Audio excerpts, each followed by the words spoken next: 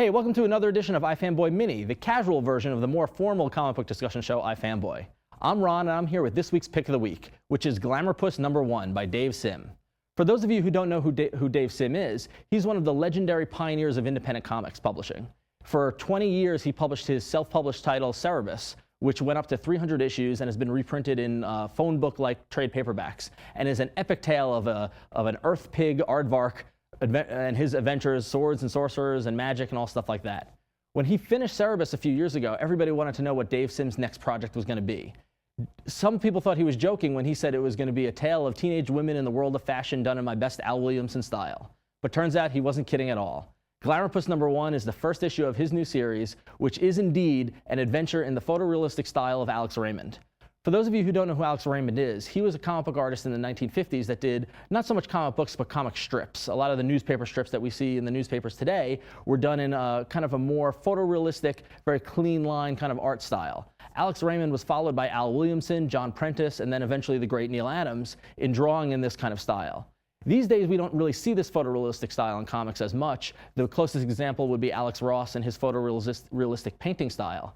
But what Dave Sim has done is he's gone back to these 1950s and 1960s comics and is reteaching himself how to draw in this style.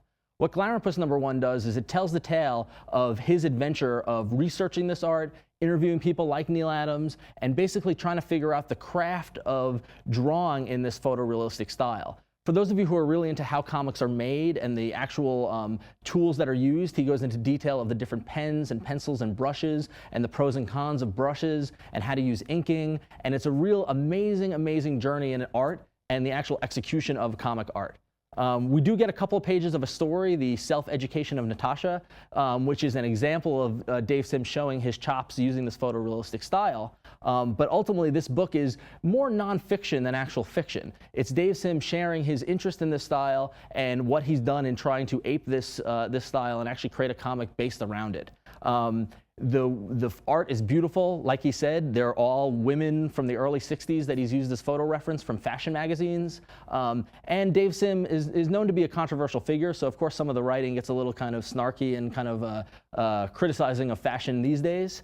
But it's not your typical comic book. It's a great example of what you can do in the independent publishing world. Marvel, DC would never publish anything like this. This is a self-indulgent romp in the world of art that only a true artist and mad genius really could put out himself. So if you're a fan of that sort of thing, I would definitely recommend you check it out. It was published by his publishing company, Aardvark Vanaheim, and it's available for $3. And you can head over to iFanboy.com where you can read my full review. And you can head over to iFanboy.com/comics to check out all the other comics that came out this week and see what other users thought of them. And don't forget to head over to revision3.com/iFanboy to check out our weekly show, which comes out every Saturday at noon Eastern, as well as iFanboy Mini, which is released through the week. We'll see you next week.